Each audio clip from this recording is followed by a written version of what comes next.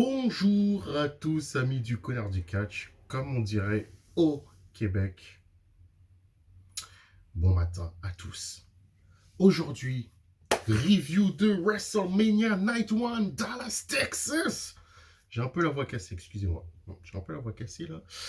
J'ai un peu la voix cassée. On s'est levé il y a pas longtemps. On a revisionné certains matchs de WrestleMania et déjà, toujours les premières impressions. J'avais fait une vidéo il y a pas longtemps me posant la question, est-ce que ce WrestleMania allait être une stupendos douille? Verdict de cette Night One, hell no! C'était super. C'était super. Oh là là là là. La nuit 1 était super et elle était, entre guillemets, parfaite. L'ordre des matchs était excellent et il y a quelques petits bémols. Mais on va en parler en détail. Déjà, dans un premier temps, soutenez la chaîne en vous abonnant, en likant les vidéos, en partageant les vidéos.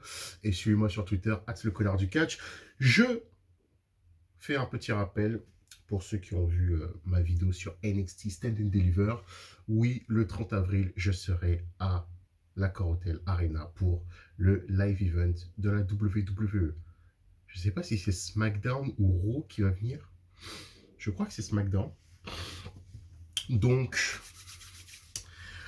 ça permettra de rencontrer quelques abonnés, de discuter tranquillement, à parler de la passion du catch.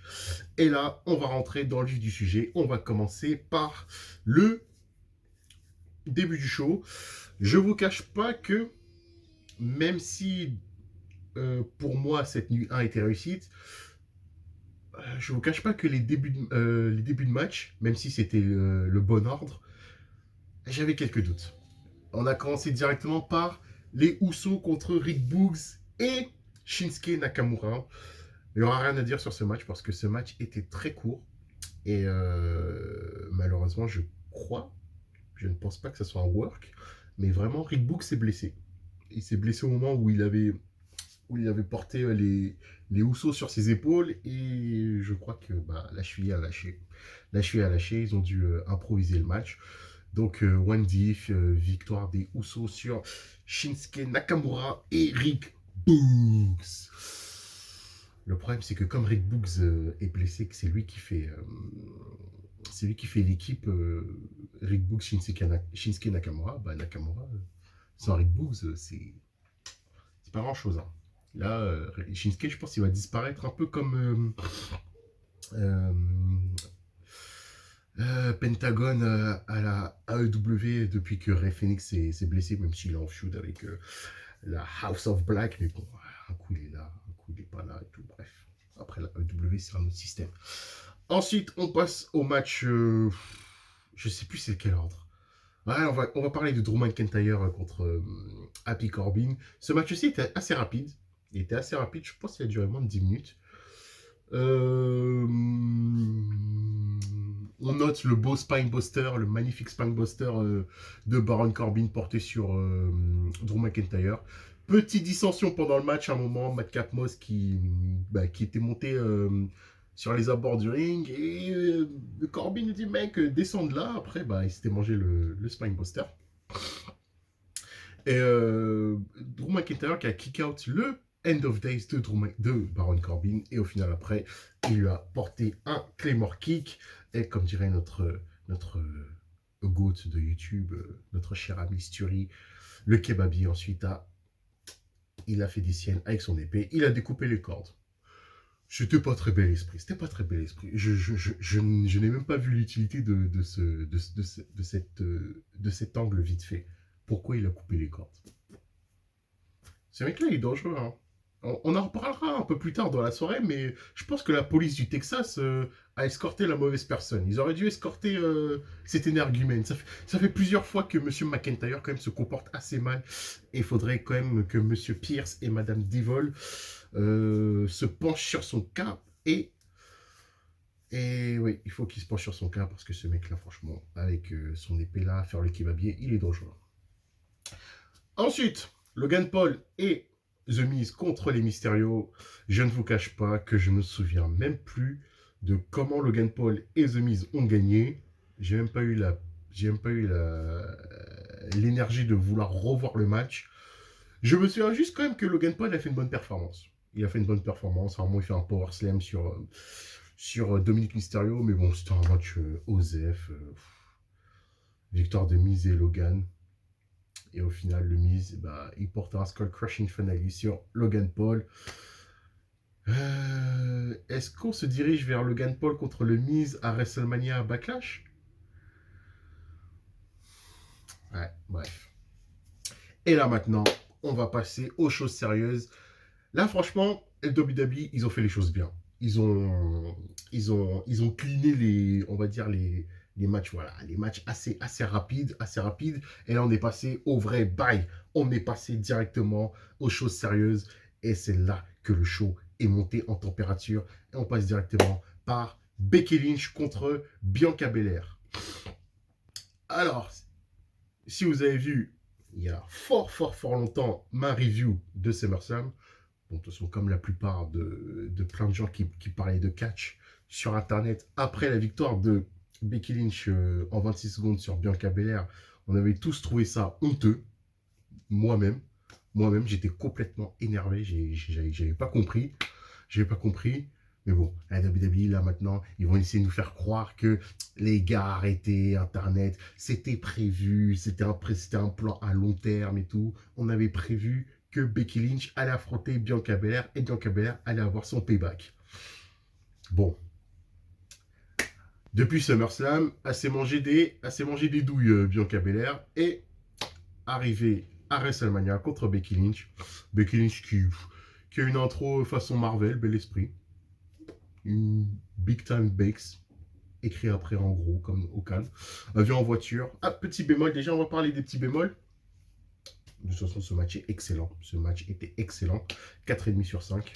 Les petits bémols pour moi dans cette Night 1 de WrestleMania, déjà, c'est les entrées. Je demande pas qu'on ait tout le temps des entrées grandioses, mais il n'y avait pas trop d'originalité. C'était quasiment les entrées assez banales des catcheurs. Alors que WrestleMania, quand même, les entrées elles sont assez différentes à chaque fois. Il n'y avait pas trop de. Ouais. Bianca Belair qui est venu avec des. Comment ils s'appellent ça aux États-Unis? Les mecs avec j'appelle ça les cheerleaders, les groupes de fanfares là, pour jouer son thème. Euh, Becky Lynch qui est venu en voiture. Façon JBL.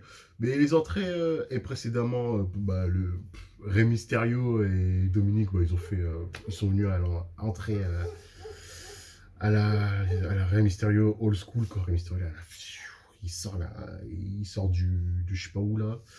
Mais c'était pas grandiose. Hein. Les entrées, c'était pas ouf. Hein. C'était pas ouf. Bref, on va revenir au catch. Becky Lynch contre Bianca Belair, c'était un excellent match. Mais quand même, il y avait certaines choses. Bon, on aime trop les détails quand même, mais bon, c'est pour ça qu'on analyse cet art. Avant, Becky Lynch, quand elle a fait son espèce de on appelle ça, son espèce de pas de 450 splash là, mais quand elle est dans la troisième corde et après elle se jette pieds les premiers sur son adversaire. Bianca Belair se l'est pris en pleine face. Hein. J'avais du mal à savoir si c'était botché ou pas, quand même. C'était un peu botché. Et la foule était chaude. C'était un truc de ouf. La foule était vraiment chaude. Il y a des moments, parfois, quand je regardais le show, je me disais, est-ce que la plupart du temps, c'est des faux bruits ou c'est vraiment la foule? Parce que maintenant, avec WWE, tu sais plus trop maintenant. Hein. Si c'est des faux bruits ou des vrais bruits. Mais là, Becky Lynch et Bianca Belair, la foule était vraiment chaude. Déjà, dès le début du match, ils ont voulu reproduire ce qui s'était passé à SummerSlam.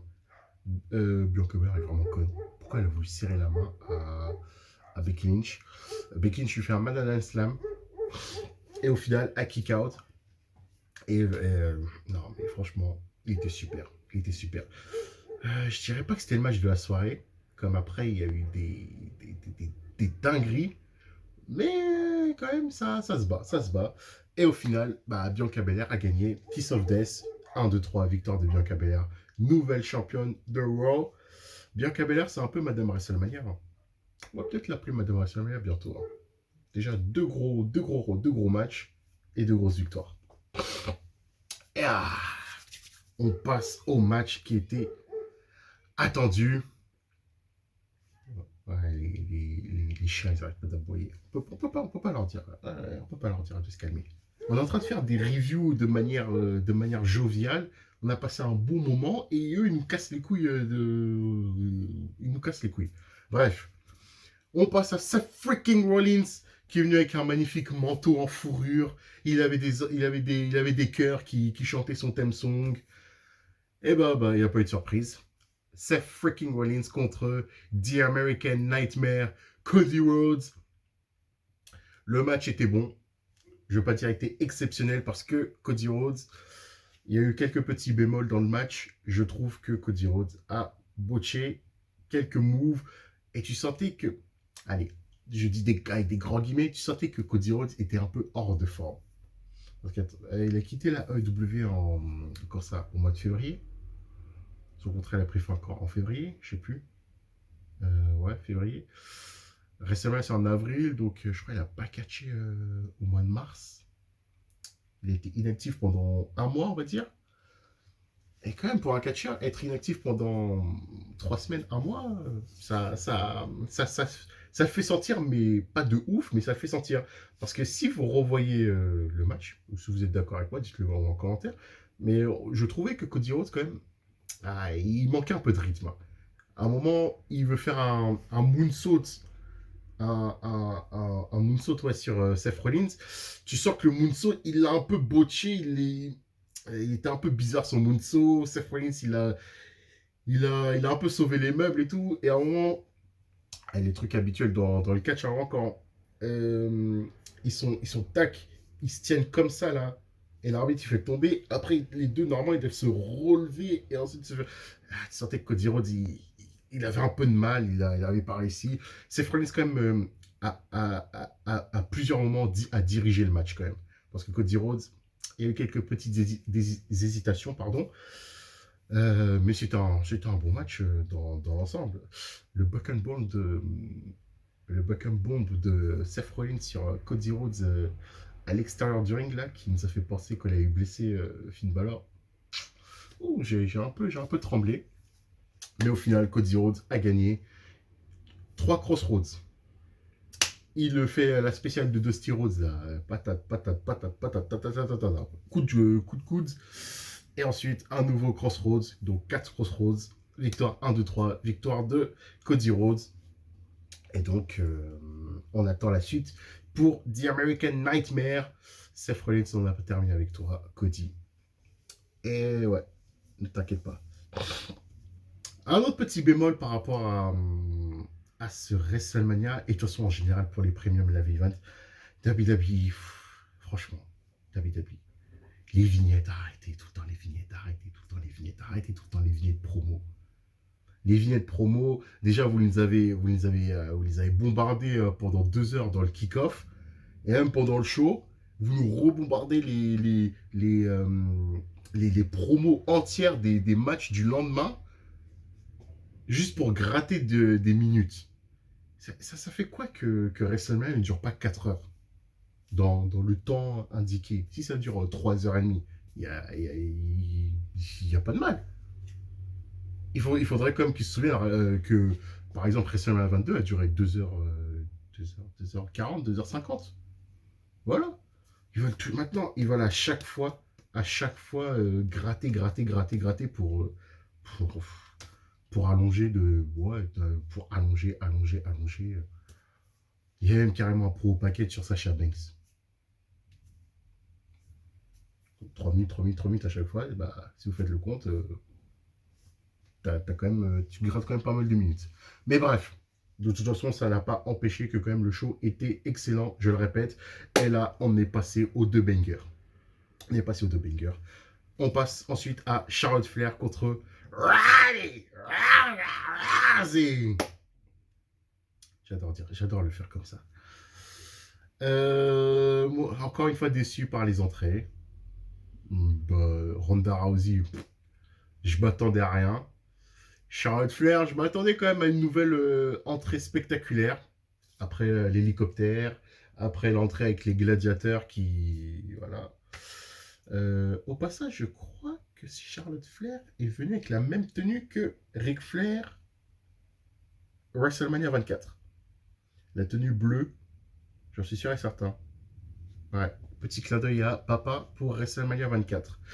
Le match était brutal. Il était très brutal ce match.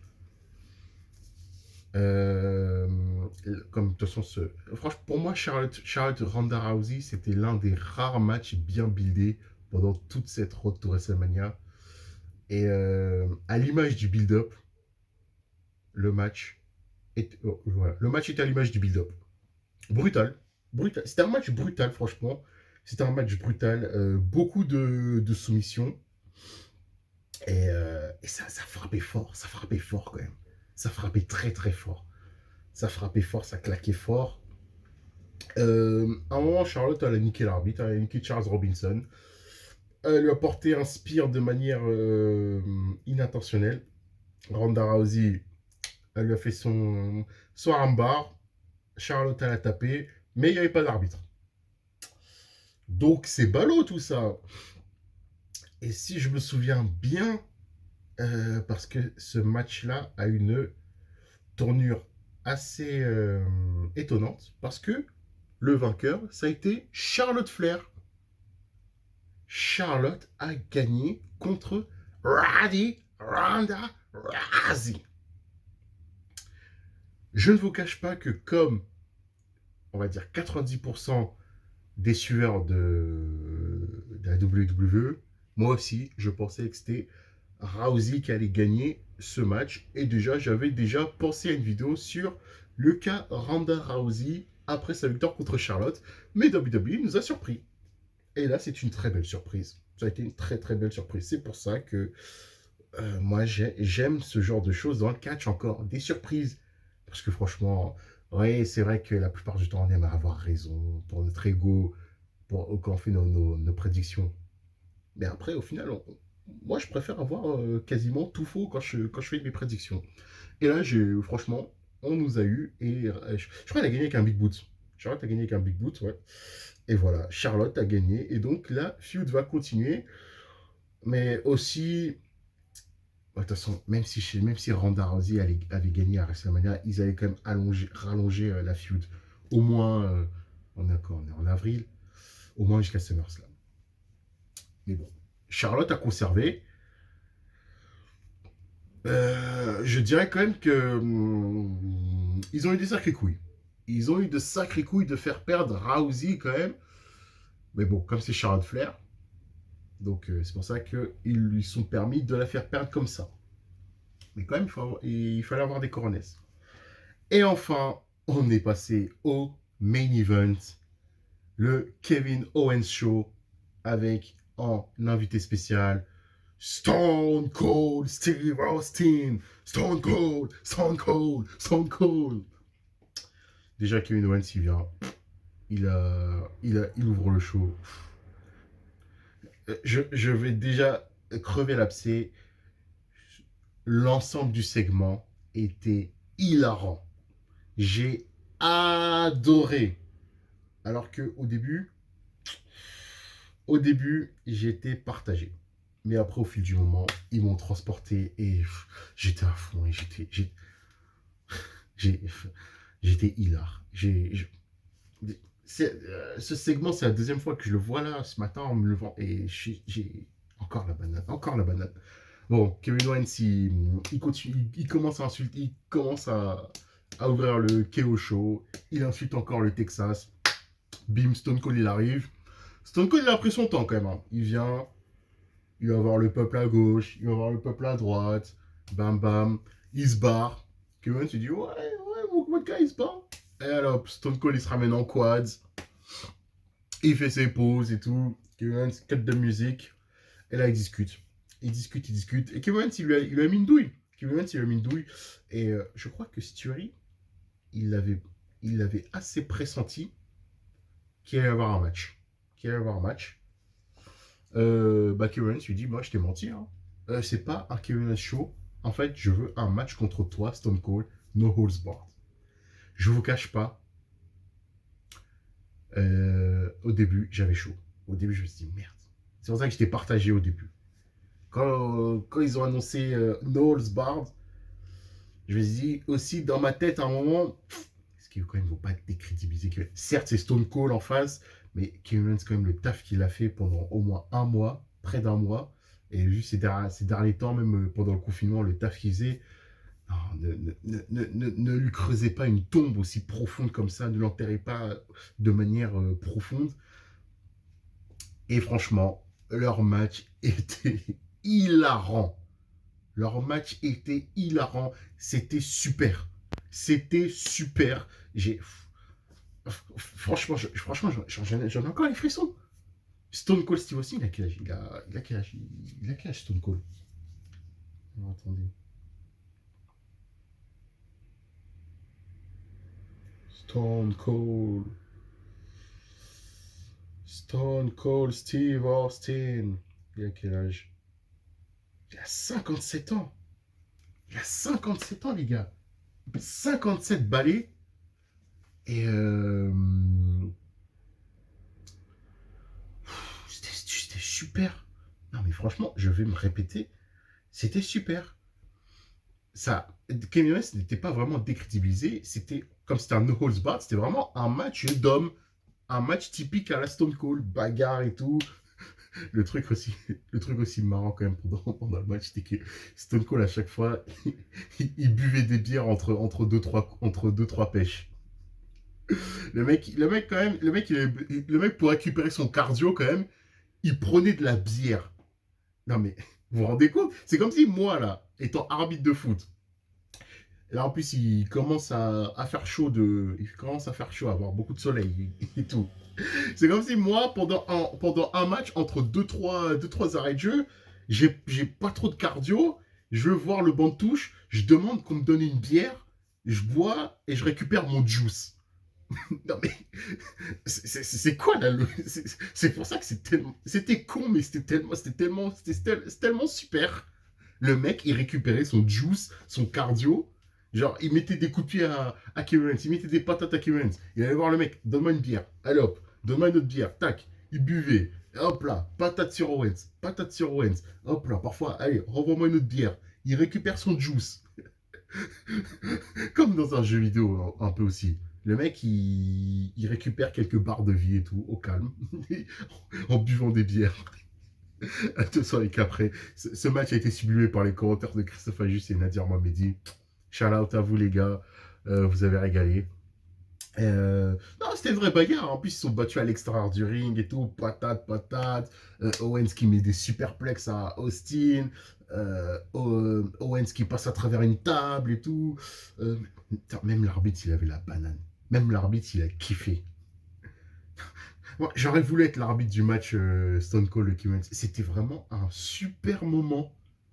Mais franchement, dites-le moi en commentaire.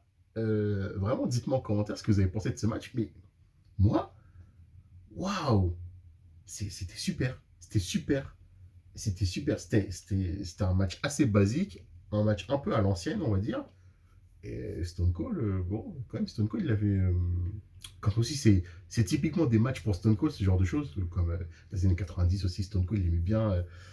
Contre des Triple H, des The Rock, voilà, voilà, la castagne, pas trop des matchs techniques de ouf, tout, blablabla. Voilà.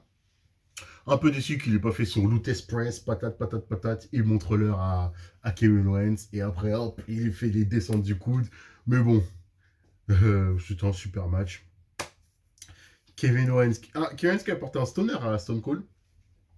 Et après, ce con, quand même, il a pris une chaise, il veut mettre un coup de chaise à Stone Cold, bim, la corde rebondit sur la chaise rebondit sur la corde, bim, il se met un coup de chaise à lui-même. Stunner, 1, 2, 3, victoire de Stone Cold. Et après, il a célébré, il a bu des bières, il a apporté un autre stunner sur Kevin Owens. Byron Saxton a montré sa fraise pour rien. Il s'est mangé un magnifique stunner et il a bien vendu le stunner. Et après, Stone Cold, il a traqué avec son frère. Et puis voilà. And that's the bottom line. Cause Stone Cold says so. Et on va terminer cette vidéo par ce moment super. J'espère que vous avez kiffé cette vidéo, cette review de la nuit 1 de WrestleMania. Encore une fois, likez la vidéo, partagez-la, commentaires pour qu'on puisse discuter. Et on se retrouve demain pour la review de WrestleMania nuit 2. Je ne vous cache pas qu'elle est moins sexy que la nuit 1. Mais bon, déjà que il y a 2-3 semaines, j'avais des inquiétudes par rapport à WrestleMania. Bon, la nuit 1, ça a été un banger. La nuit 2, on verra. La nuit 2, on verra, mais franchement, j'ai la banane. J'ai la banane. Je crois que je vais me refaire Stone Cold Kevin Owens. C'était votre ami Connard du Catch. Merci d'avoir suivi la vidéo jusqu'au bout. Allez, à plus.